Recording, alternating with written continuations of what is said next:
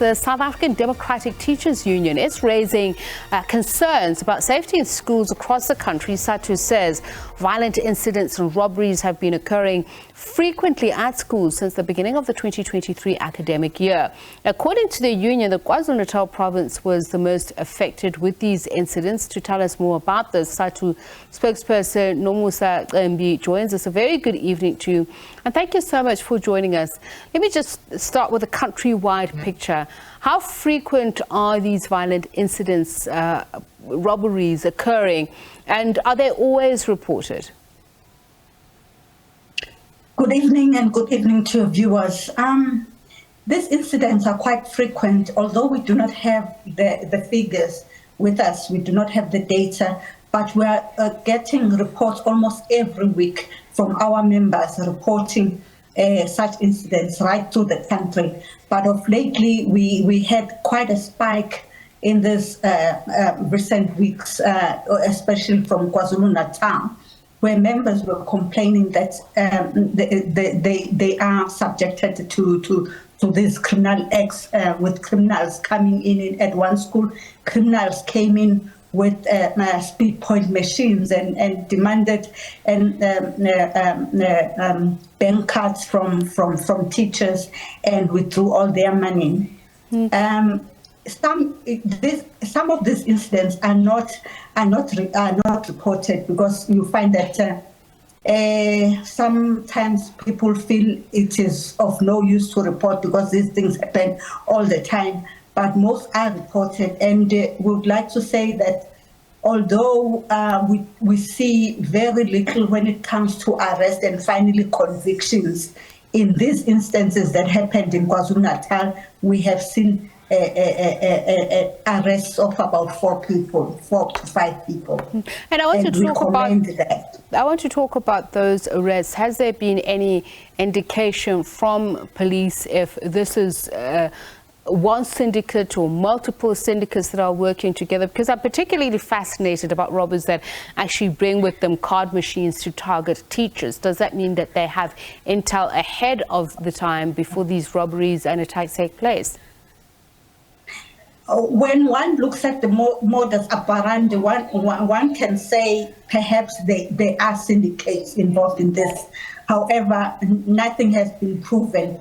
Police are still making investigations, and these cases are not yet in court. I think we'll know once these things are in court who is really involved, whether really there are syndicates involved. But when one looks at how these things happen, you can understand that it's not a once-off incident. It is really thought through. And I wonder, are these attacks just purely criminal? It's been said that at 5 schools that have been affected in Nkandla, it was because principals were threatened by community members who closed access roads to schools demanding service delivery from government. So is it possible that some of the attacks could be politically motivated and go beyond criminality? Yes, some of these instances are not criminal. We have noticed over years that communities tend to use schools to fight their service delivery battles.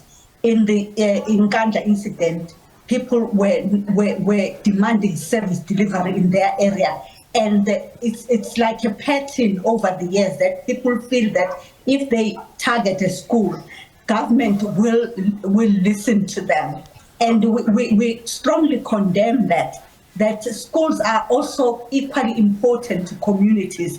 They cannot be on the basis that they do not have a road and then go and disrupt education, which we feel it's very important towards uplifting the community. We would like to condemn this and would like to urge communities to stop targeting schools.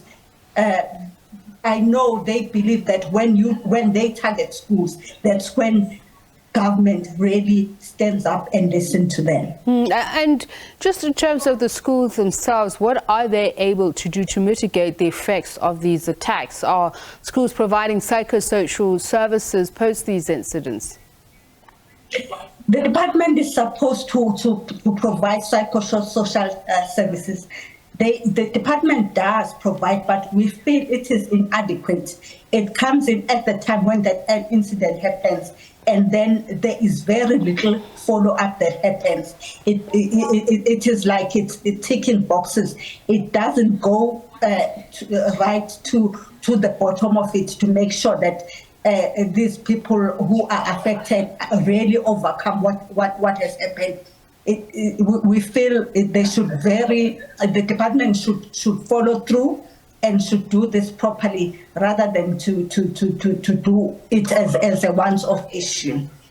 Thank you so much for your time and sharing that information with us. SADTU Spokesperson Nomusa Cembi.